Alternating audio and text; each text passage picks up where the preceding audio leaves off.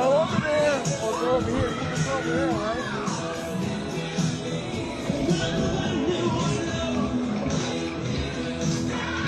This nice day is, I don't know if if you want to go there, you got to give it spot.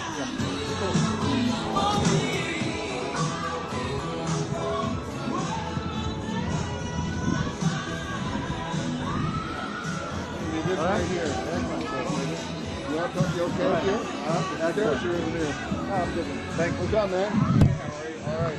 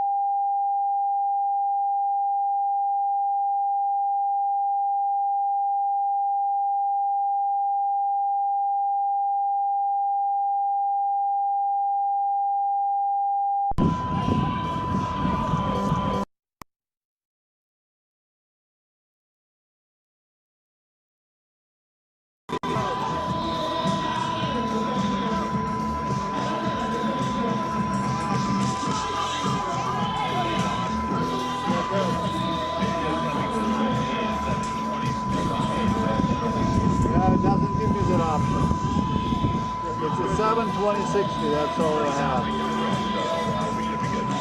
All right, thank you.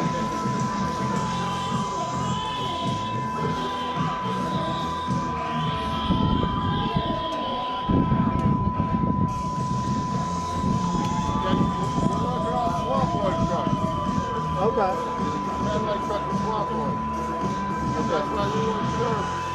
Usually cuts comes with the motorcade, with the traveling track. Right. That's what we did. Stand up. It's all good, I man. just don't know, like if you're here over there. I saw an X over there. Yeah. I mean, this is a better shot, actually. This is a much better shot. That's okay. It's all good. No way not shoot the back of his head, I guess. It's all good. Yeah, I see it. Thanks. Uh-huh.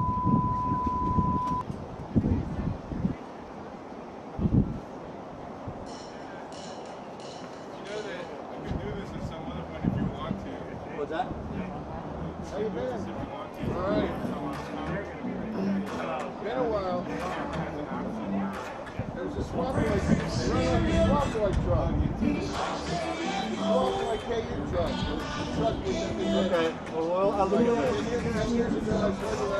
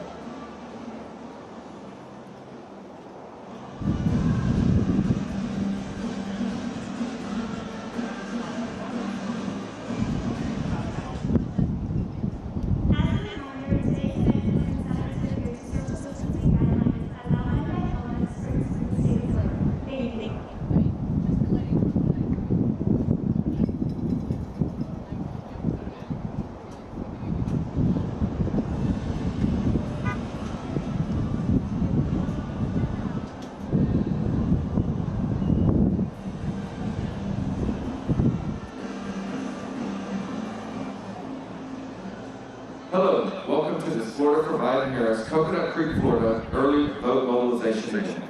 We're so glad everyone is here this afternoon. For each other's safety, please maintain social distance throughout the duration of the event. We ask that you remain in or with your vehicle. If you cannot touch your vehicle, you are too far from it. Wearing masks is required throughout the duration of the event. Don't forget to put on your flashers and show your enthusiasm by honking. Thank you again.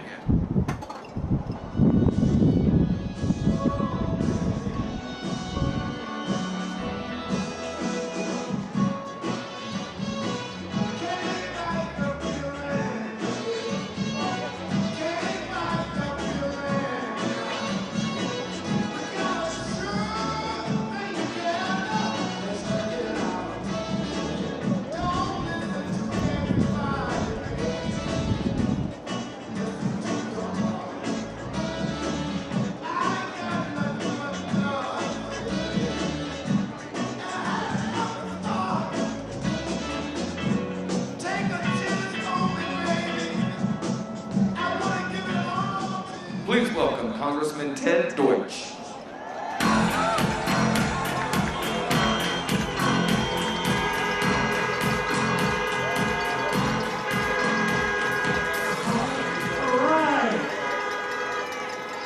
What's up, Broward County? I know Palm Beach County is here, and Miami-Dade is here too. Thanks, everyone, for being here. I want to thank all of the elected officials and organizers for speaking, especially my good friend and colleague, Debbie Washington Schultz. I want to thank Matt Barnes and Carl Anthony Towns and our own Udonis Haslam for coming out here to tell us how important this election is.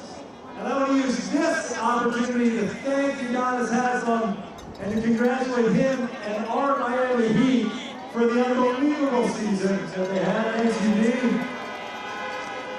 But I am so honored to be here at Broward College. I want to emphasize some of the things that we've already heard. You gotta vote early. There are more than a dozen early voting sites in Broward. There are more than a dozen in Palm Beach County. There are over 2 dozen in Miami-Dade County. 7 to 7 through the weekend. Get out there and vote. And if you have a vote by mail ballot sitting on your kitchen table, take it to an early voting site and drop it off to vote. We are counting on all of you. Now, it is great to be here at Broward College. And I want to use this opportunity to thank all of the young people who are here today. I want to thank the college students. I want to thank the high school students. I want to thank all the young people who have led the movement for change in America. It is you who marched to protect the rights of women. You marched for LGBT equality. You marched to support our dreamers, to protest the Muslim ban, and to protest the Trump policy of tearing kids away from their parents at our borders. And this summer, in the midst of a pandemic, you reminded us that what happened to George Floyd and Breonna Taylor and Ahmaud Arbery can never be accepted as normal, and you led all of us, white and black, brown, young, and old, to proclaim to the world that in the United States of America, Black Lives Matter, and we must come together to fight racism and bigotry and anti-Semitism and hatred of all kinds. So let's hear it for the kids. Let's hear it for the young people. Thank you for what you've done. Thank you from all of us. And I especially want to thank the young people of our community for standing up after the mass shooting at Marjorie Stoneman Douglas High School. The student survivors of MSD started a movement because they know, like you know, that no student in America should be afraid to go to school. No student in America should be afraid of gun violence walking to school. And because gun violence affects literally every community in America, for all of that, you marched. And the March of Our Lives has not stopped, and we will continue marching until everyone is safe. And we will march with Joe Biden as he beats the NRA like he has done before. And finally, I want to acknowledge the heartbreak felt by 17 families who lost loved ones on March 14, 2018. Our community embraces all of you as you honor the memories of your loved ones by fighting for safer schools and safer communities for all of us. Now, one of those families that I know is here today is the Hicksons, Debbie and Tom and Corey. Now, I'm sure that everyone saw the video of Joe Biden embracing Corey in Washington, telling him that we're going to be all right. He was kind. Joe Biden was empathetic. He was decent. He is someone that we can look up to, and that is exactly the kind of president Joe Biden is going to be for all of us. So, it is my great honor now to introduce another family that I got to know only after their son, Joaquin, was gunned down that horrible day.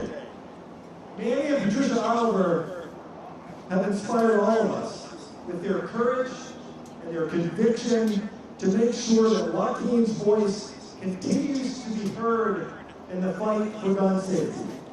Using their voices, their creativity, and their passion, the Olivers and their organization, Change the Ref, are making change happen. Manny and Patricia, to all of my friends, change is coming in the name of Joe Biden and Kamala Harris. Ladies and gentlemen, please welcome my dear friends, Manny and Patricia Oliver. Thanks so much, everyone.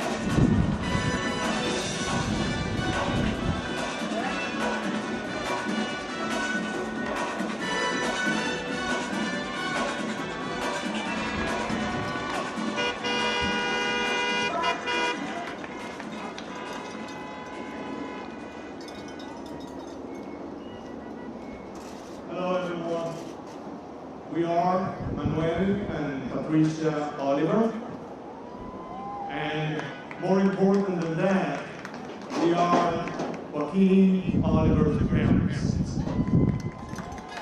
And we came to this amazing country 18 years ago from Venezuela. And we are showing today, between other things, that Venezuelans support Joe Biden. And I want to make that very clear.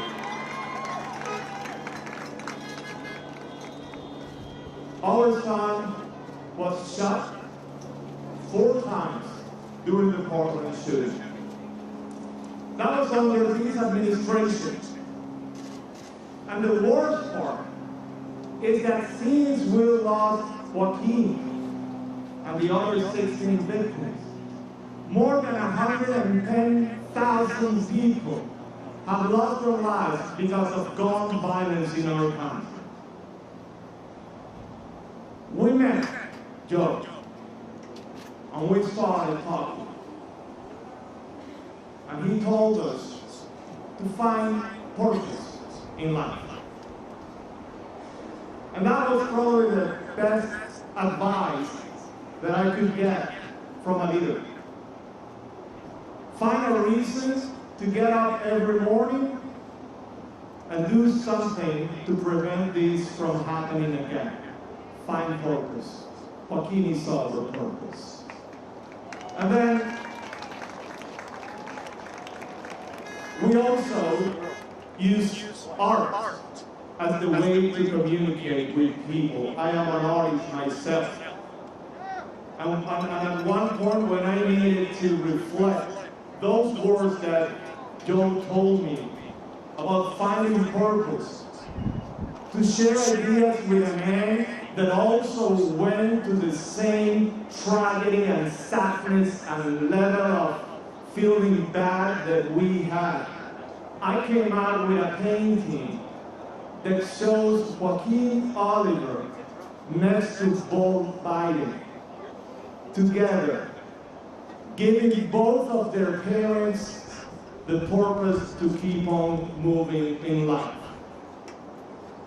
It was an honor to be involved in that project, and it also shows that we need to react, and our reaction will be through voting. It's obvious that we already voted. We voted early, Patricia and myself, and you might know who we voted for. So,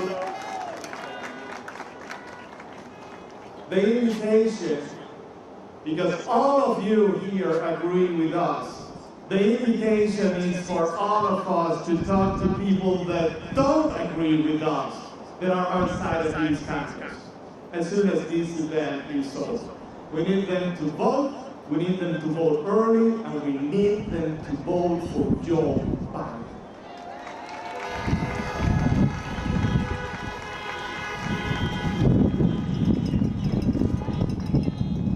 Hi everybody, thank you all for being here today to support this amazing human being that Joe Biden represents.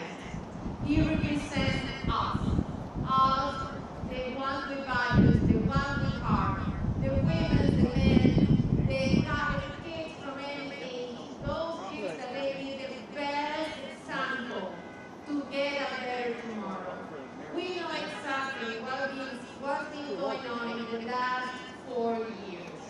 We give that person the chance to do his job in every single aspect.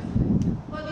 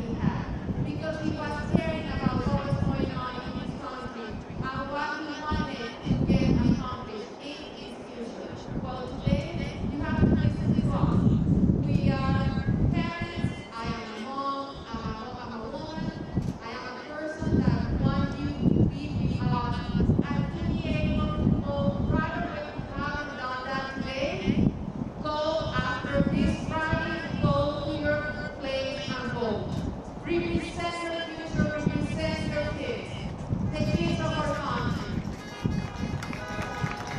Thank you. And now the coolest part of being here today is let's see if we can do these together, okay? Now, it is our honor to introduce the man who will heal this country, bring us together, and restore the soul of our nation. The next President of the United States, Mr. Joe Biden.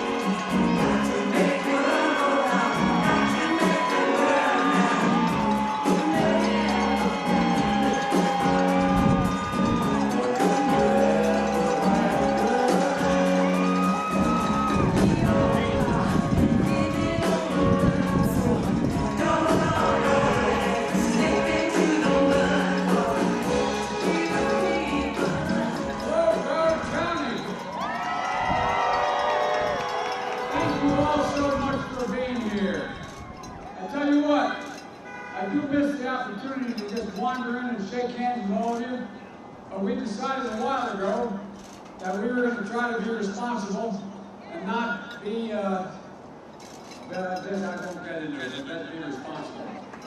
And so thank you for wearing your mask, and thank you for social distancing, and thank you for being here.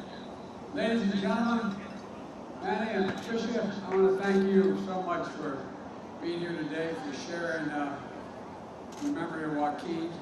Folks, I know what it means to lose a child, and many of you do as well. And no matter how often, no matter how long ago it occurred, every time you stand up and you want to talk about your son or daughter and your loss, it brings back the memories as if it happened 10 minutes ago. It takes a lot of courage to stand up and talk.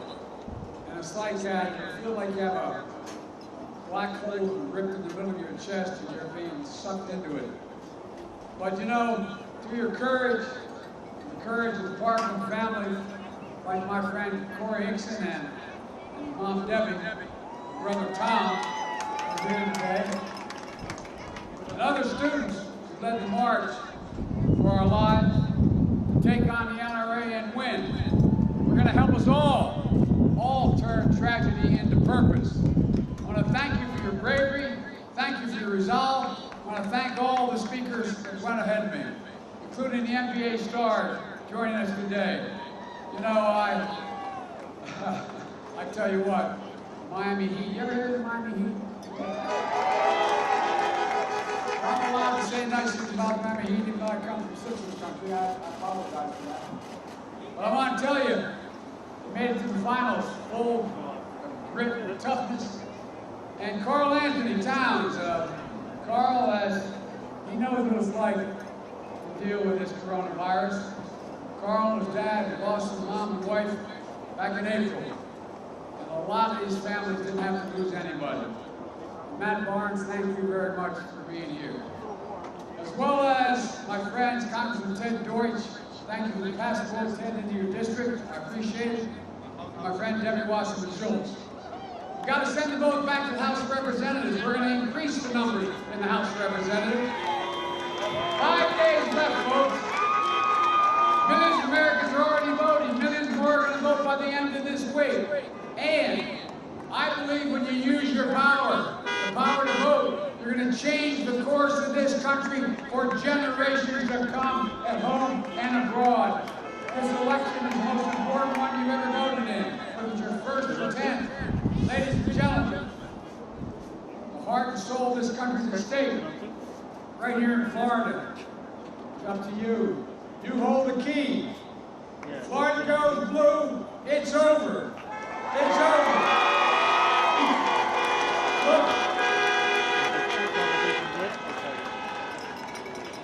guys have heard me say this a long time. Wall Street CEOs didn't build this country. People standing out here in your automobiles, you're the ones that built this country. The middle class built this country. The unions built the middle class. You're the ones who are going to save the country now that you build it. In these final days, keep that sense of empowerment with you, that sense of optimism, what we can do, what we will overcome. I've never been more optimistic about America and the American people than I am today. And on November the 3rd, we're going to unite this country and show the world who we really are.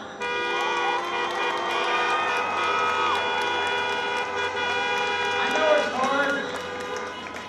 All these past few months have been so much pain, so much suffering, so much loss.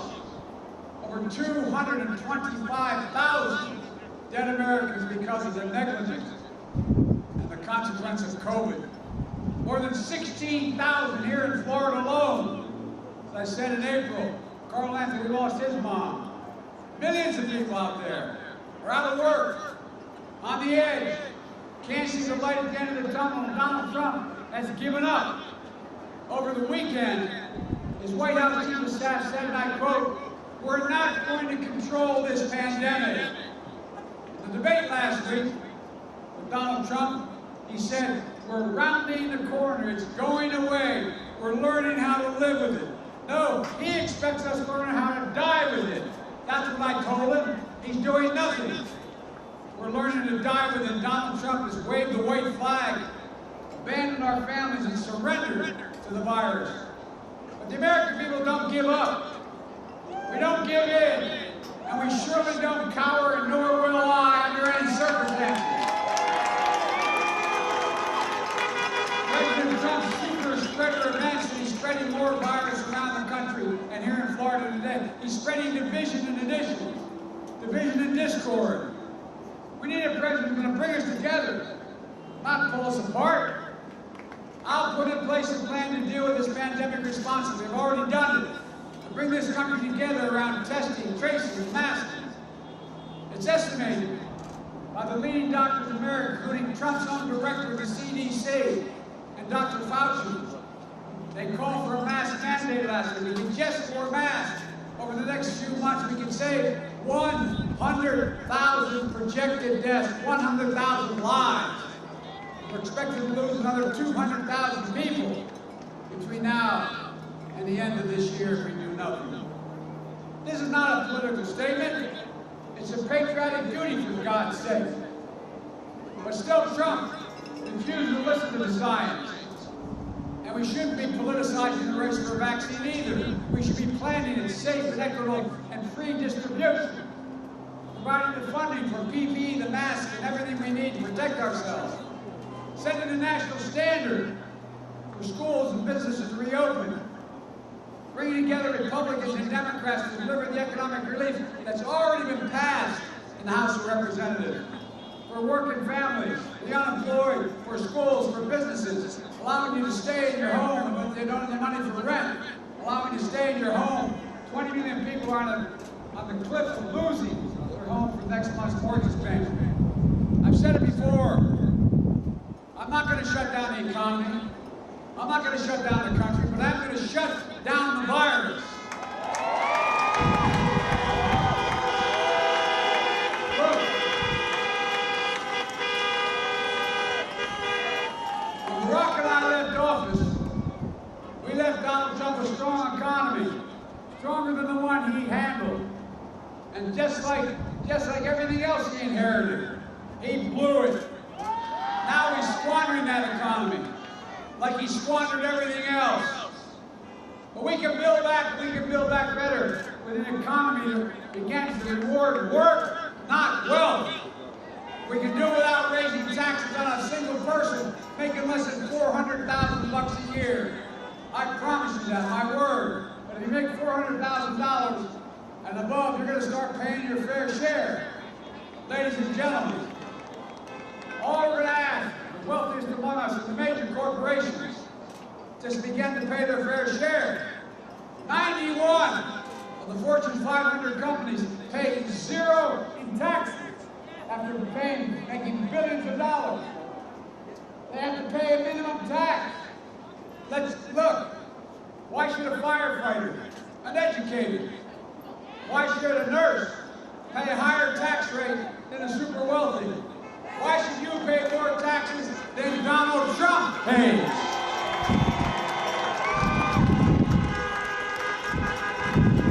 That's a fact, $750. Remember what he said when I was raised a while ago? I'll be only paying a little. He said, because I'm smart. I know how to game the system. He games the system at your expense. Games the system at the expense of hard-working American people. We're going to deliver tax relief for working families and the middle class. We're going to help people buy their first home, pay for their health care premiums, and for child care. We're going to care for the aging and loved ones. We're going to make sure you can wipe out your college debt as well.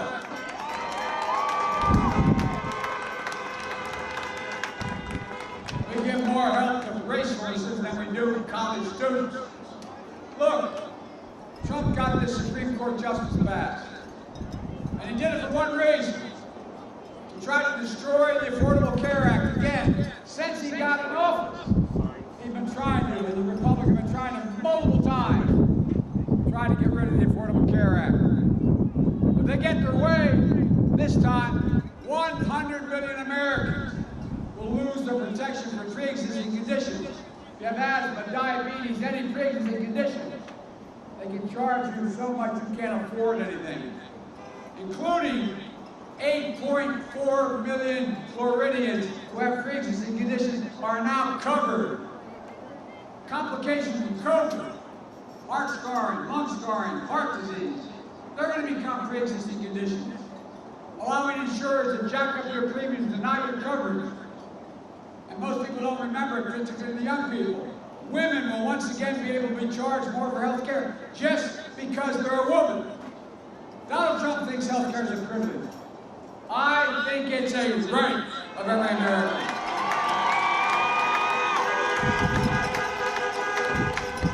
Go get out and vote.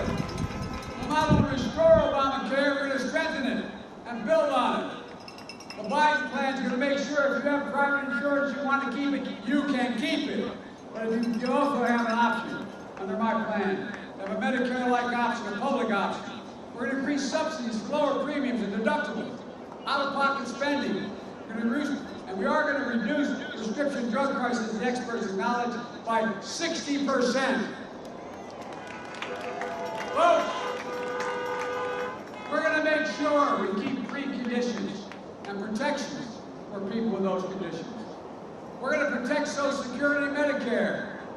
Meanwhile, the Social Security actuary says the plan that Trump says he wants to institute if he's reelected would bankrupt security by the year 2023. Ladies and gentlemen, people paid to death for their entire careers. Go home and tell that to your parents and grandparents. It will not happen on Biden's watch. Folks, we need to vote for the legacy of Ruth Bader Ginsburg. She has proof of courage, conviction, and moral clarity to change the world without being vicious and mean. She and Justice Scalia disagreed on everything, but they were friends. They disagreed. We got to get back to that. Politics has become so ugly and mean and disruptive. But we can be the voices for justice in her name. We have to make our voices heard. You have to vote. You have to vote because while Donald Trump fails to condemn white supremacy, we can deliver on racial justice. Donald Trump, he doesn't believe there's any such thing as systemic racism as a problem. He won't even say Black Lives Matter. Well, you know and I know Black lives do matter, and so do others. That's why this season of protest has broken out all across the nation. Let me make it clear. Protesting is not burning, it's not looting, it's not violence, and must never be tolerated and won't. But these protesters are a cry for justice from communities that have long had the knee of injustice on their neck. The names George Floyd and Breonna Taylor, Jacob Blake, Ahmed Al-Mafalda, they're not soon going to be forgotten. Not by me, not by us, and not by this country.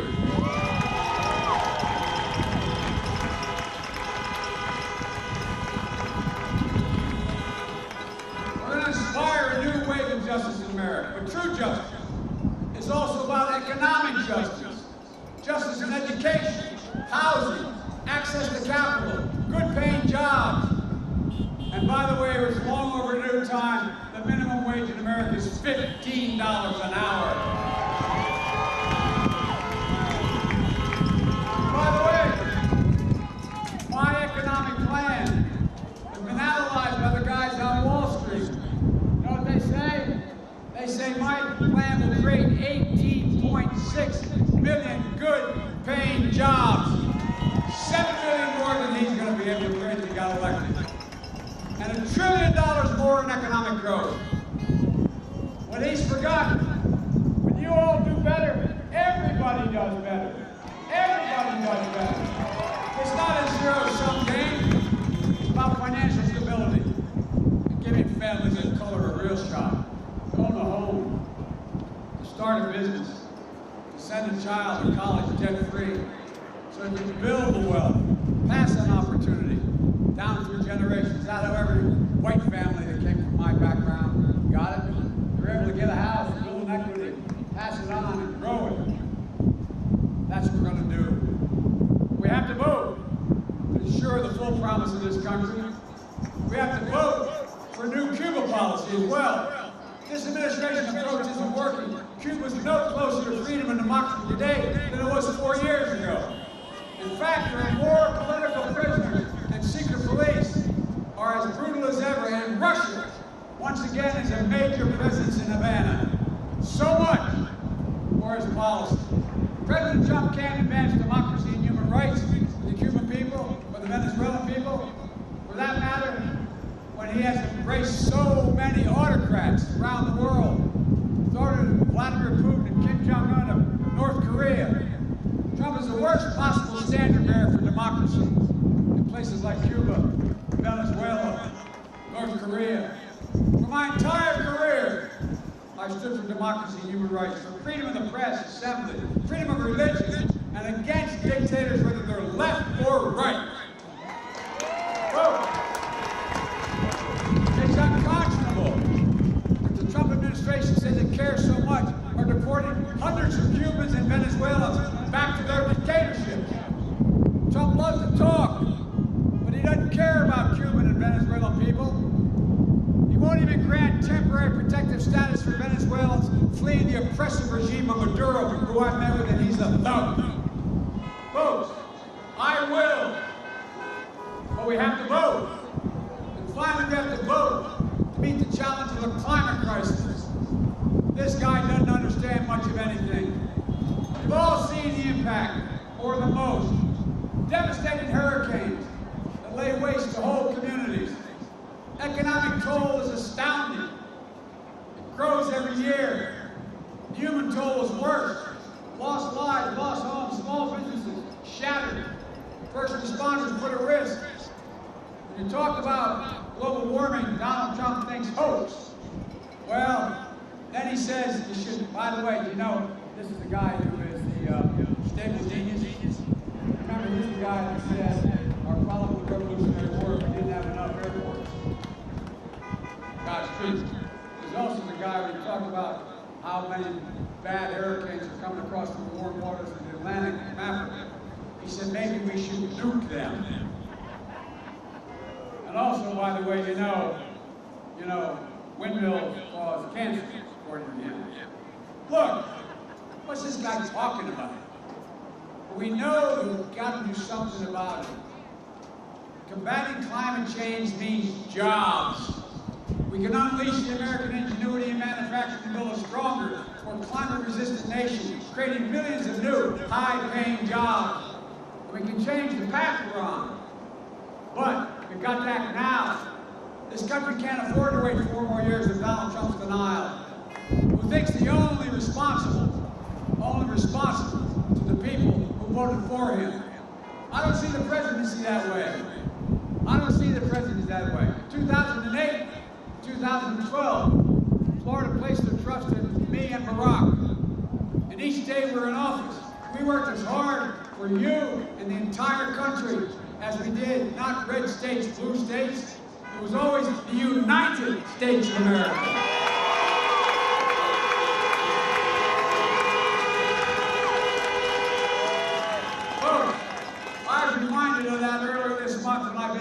sacred grounds of Gettysburg. Abraham Lincoln taught us that we need to unite our nation, that a house divided cannot stand. And I was reminded of it earlier this week when I went to Warm Springs, Georgia, reflecting on FDR, taught us about the need to heal the nation. I'm running as a proud Democrat, but I'll govern as an American president to unite and to heal. I'll work as hard for those who didn't support me as those who do. That's the job of the president, the duty of caring for everyone. And you too have a sacred duty, if I may say, and that's to vote. It matters. Florida matters. In these final days, stay empowered, stay optimistic, stay united, make a plan and vote, and help get out the vote. Visit iwillvote.com/FL. Return your ballot today if you haven't done so far. Or you can get to vote early in person through November 1st.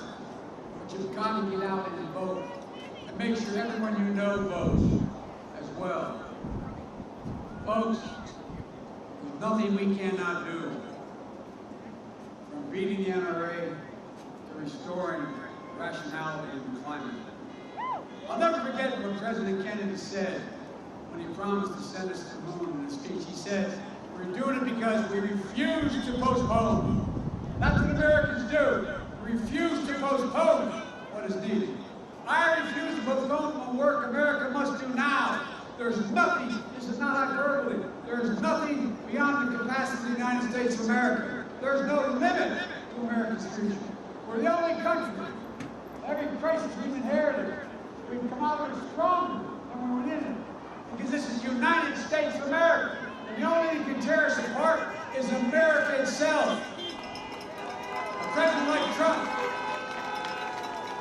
Trump who appeals to our fears, a president who pours gasoline in every flame he can find, a person who knows the only way he can win is if he divides us on race, nationality, national origin, gender. Look, everybody knows who Donald Trump is. We got to show them who we are. Article today in the press. I want to read a quote from it. It says, never before in modern presidential politics has a candidate been so reliant on wide-scale efforts to depress the vote than Trump. He knows if he votes, he can't win. Why do you think they're spending so much time keeping black folks and brown folks and poor folks from being able to vote? Why make it so hard? Because he knows when America votes, they reject people like him. We choose hope over fear. We choose unity over division. And we choose science over fiction.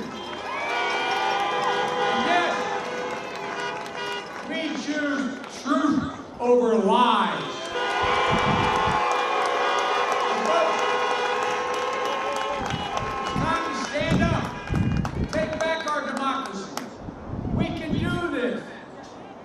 Better than what we've been. We can be who we are at our best. As I said, the United States of America. There's nothing beyond our capacity. I promise you. I promise you. And I promise you, if you elect me, when I'm wrong, I'll acknowledge it. I'll take responsibility. But I tell you what, I'm going to unite this country. We're going to move like we haven't in a long time. God bless you all.